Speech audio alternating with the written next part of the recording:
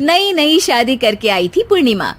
उसके पति प्रकाश को हर बात के बाद अरे मजाक कर रहा था बोलने की आदत थी। एक दिन पूर्णिमा चाय बना रही होती है। सुनो ना, ये मसाला चाय में सच में अगर मिर्ची, नमक, प्याज, लहसुन वगैरह का पेस्ट मिला दे तो चाय मसालेदार हो जाएगी ना। अरे आप कुछ भी मत बोलिए। अरे मजाक कर रहा था। प्रकाश कभी कभी मजाक करता था, लेकिन कई बार उसका मजाक ऐसी बात के साथ आता जिसको सुनने के बाद किसी को मजा तो नहीं पर गुस्सा जरूर आ जाता। जैसे एक दिन प्रकाश ऑफिस जाते हुए हड़बड़ी में कहता है, अरे मेरे मोजे कहाँ मौज मार रहे हैं? अभी लाई। पूर्णिमा प्रकाश को मोजे लाकर दे देती है। अरे मेरी फाइल कहाँ है? मैं लेट हो रहा हूँ। रुकिए अभी लाई। फाइल भी आ जाती है। अरे वो टिफिन तो ला दो, कितना लेट करवाओगी? एक तो सामान इधर उधर पटक देते हो, मुझे ढूंढ के लाना पड़ता है, फिर मुझे कहते हो कि लेट हो रहा हूँ। अरे जल्दी जल्दी हाथ चलाओ ना। 8 हाथ नहीं है मेरे, 2 ही है। ऑक्टोपस दिख रही हूँ क्या? हाँ हाँ ठीक है, जाओ जल्दी से टिफिन लेकर आओ। 2 हाथ तो है ना, उन्हीं का ठीक से इस्तेमाल कर लोगी तो लेट नहीं होऊंगा मैं।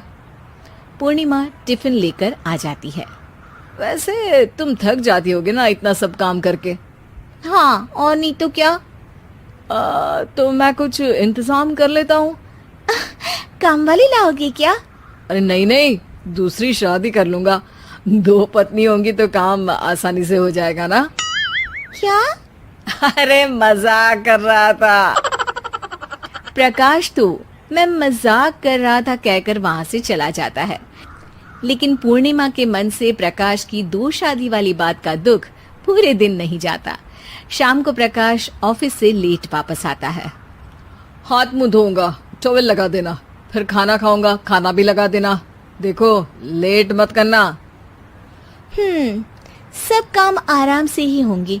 आप भी तो लेट आए हो ना ऑफिस से। अरे यार मैं काम कर रहा था ऑफिस में, तुम क्या कर रही हो? घर में जो खाना, साफ सफाई ये सब होता है ना, इसको भी काम ही कहते हैं वैसे। अरे ठीक है, मैं ही कुछ करता हूँ तुम्हारी मदद के लिए। ऑफिस से आकर मेरा हाथ बटाओगे घर के काम में? अरे नहीं, दूसरी शादी कर लूंगा ताकि सफाई तुम कर लो और खाना दूसरी बीवी बना ले। प्रकाश तुम ना थोड़ा सोच समझ के बोला करो। अरे मजाक कर रहा था यार। प्रकाश और पूर्णिमा साथ में बैठकर खाना खा रहे होते हैं। प्रकाश अपनी धुन में खाना खा रहा होता है, जबकि पूर्णिमा इस बात को लेकर उदास है कि प्रकाश हमेशा कोई दुखी कर देने वाली बात ही बोल देता है और उसके बाद मजाक कर रहा था कह के खुद को बचा लेता है। रात को सोते वक्त पूर्णिमा ने सोच लिया था कि प्रकाश से इस बारे में बात करनी ही पड़ेगी। अगली सुबह भी प्रकाश ने ये लाओ वो लाओ का तांडव शुरू कर दिया। अरे काले वाले जूते कहाँ हैं? बेड के नीचे। अरे टिफिन तो लाओ जरा। ले आऊंगी, पर पहले कुछ बात करनी है। क्या बात करनी है तुमको? ये जो रोज दूसरी शादी करने की बात करते रहते हो ना आप, मेरा मन दुखी हो जाता है। मत बोलिए ना ऐसी बात। अरे पगली, पहले क्यों नहीं बताया? मैं इसका समाधान कर दूंगा। अब बोलना छोड़ दोगे ना? अरे नहीं, दूसरी शादी कर लूंगा ताकि उसको तो बोल पाऊं।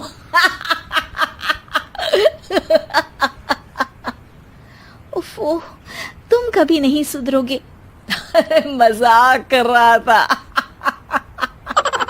पूर्णिमा की बात को प्रकाश हंसी में उड़ा देता है। पूर्णिमा बहुत भारी मन से टिफिन लेकर आती है। ये लीजिए टिफिन। अरे मैं तो भूल ही गया, आज मेरे बॉस के बेटे की बर्थडे पार्टी है, तुमको भी बुलाया है, रात को तैयार रहना। रात को पूर्णिमा और प्रकाश बॉस के बेटे की बर्थडे पार्टी में पहुंच जाते हैं।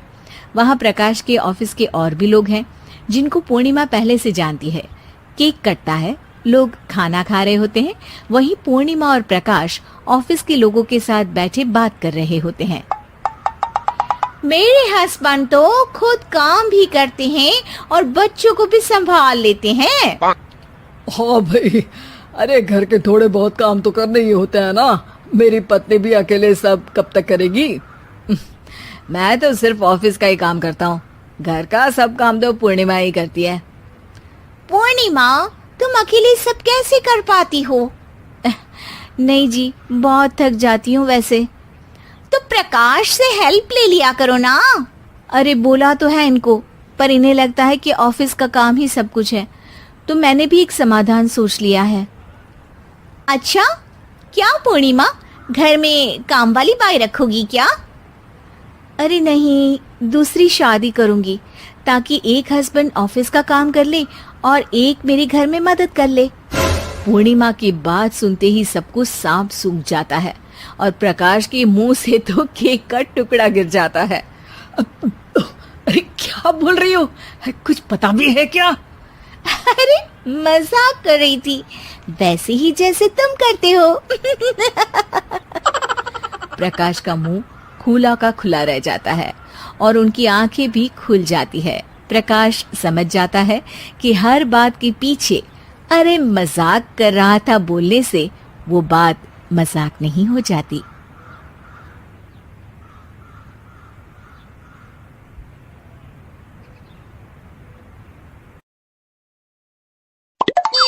कंचन के बेटे ऋषि की शादी कहीं नहीं हो रही थी।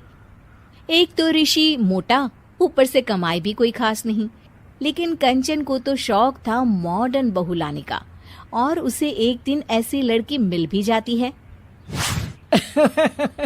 हमें तो आपका ऋषि बहुत पसंद है, लेकिन मैं आपको साफ साफ बता देती हूँ, मेरी बेटी के शौक थोड़े से अलग है बहन जी।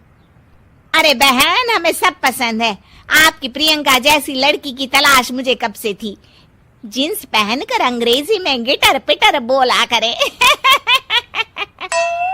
अरे बहन जरा सुन तो लो, मेरी बेटी के शौक क्या क्या है। अरे नहीं नहीं बहन, बस लड़की को देख लिया तो सब कुछ देख लिया। आप ना शादी की तैयारी करो, और वो जरा सामान की लिस्ट भी दी है ना मैंने। हाँ बहन जी, सारा सामान शादी से एक दिन पहले ही आपके दरवाजे आ जाएगा। मजा आ गया, मजा आ गया।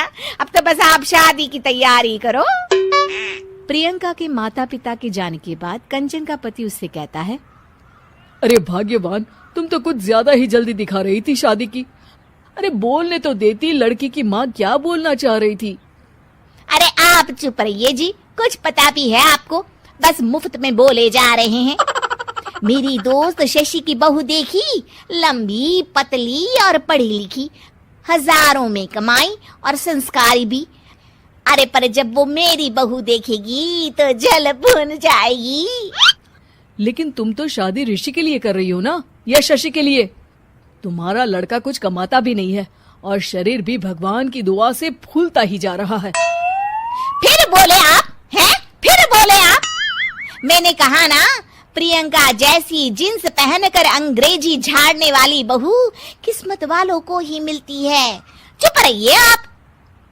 पति के लाख कहने पर भी कंचन ऋषि की शादी प्रियंका से करवा देती है, लेकिन प्रियंका जैसे ही घर में आती है वैसे ही जोर जोर से चिल्लाकर नाचने लगती है। आज मेरे यार की शादी है, आज मेरे यार की शादी है, अरे नाचो मां नाचो। आज मेरे यार की शादी है। कंचन, उसका पति और ऋषि ये देखकर हैरान रह जाते हैं। लग रहा है बहू को शादी की बड़ी खुशी है। हाँ हाँ, बहू क्यों नहीं, हम भी नाचेंगे। अरे नाचो नाचो जी, मुंह क्या देख रहे हो, चलो चलो नाचो, बहू कह रही है। कंचन ये कहकर प्रियंका के साथ नाचने लगती है। ऋषि और उसके पिता वहां से चले जाते हैं। अगले दिन कंचन अपनी सहेलियों को प्रियंका से मिलवाने के लिए घर बुलाती है, जहाँ शशि भी आती है। अरे शशि, कैसी हो? मैं ना तुम्हें प्रियंका से मिलवाती हूँ। अरे सच में बहुत ही एडवांस सोच की लड़की है, कितने मॉडर्न ख्यालात है उसके, पता है तुम्हें? अरे हाँ कंचन, जरूर, बच्चों की शादी अच्छी ही होनी चाहिए। और वैसे भी तुझे तो शुरू से ही ऊंचे ख्याल की बहू चाहिए थी। तभी कंचन की सहेली कहती है, अरे कंचन, बुलाओ ना प्रियंका को, हम भी मिल ले। अरे बहू प्रियंका, जरा बाहर तो आना। कई बार आवाज देने के बाद भी प्रियंका बाहर नहीं आती है तो कंचन को बुरा लग जाता है। वो उसे लेकर बाहर आती है, लेकिन ये क्या, प्रियंका लड़खड़ाती हुई बाहर आती है और उसके हाथ में शराब की बोतल होती है। हालांकि शराब पीना स्वास्थ्य के लिए हानिकारक होता है और ये हमारी किडनी के लिए बहुत ही खतरनाक है, लेकिन कंचन की बहू प्रियंका पूरे नशे में होती है। अरे इतने सारे लोग। ये कहकर वो शशि के पास जाती है। आंटी जी, पत्ते खेलेंगी? पत्ते। अरे दूर हो, दूर हो, तुम्हारे मुंह से तो शराब की बदबू आ रही है। अरे कंचन, माना तुम्हें मॉडर्न बहू चाहिए, लेकिन आधुनिकता का मतलब ये तो नहीं ना। बुरा ना मानना कंचन, तुम्हें पता था कि तुम्हारे बेटे की कमाई और शरीर दोनों ही ठीक नहीं है, तो तुम्हें उसी हिसाब की लड़की से शादी करवानी चाहिए थी। ऐसा कहकर सभी औरतें वहां से चली जाती है। तभी प्रियंका की माँ कंचन के घर आती है। अरे बहन जी, बड़ी चालाक निकली आप तो। बिना बताए अपनी पियक्कड़ बेटी मेरे लायक बेटे के गले में बांध दी। आय हाय, बड़ी आई बिना बताए। उस दिन जब मैं ये बात बता रही थी तो तुम तो सुनने को भी तैयार नहीं थी। अब भुगतो तुम। ये कहकर वो माँ से वापस चली जाती है। सबके जाने के बाद कंचन अपना सर पकड़ लेती है। हाय रे, आधुनिकता की अंधी दौड़ में मैं अपनी संस्कृति ही भूल बैठी थी। अब तो राम ही बचाए मुझे।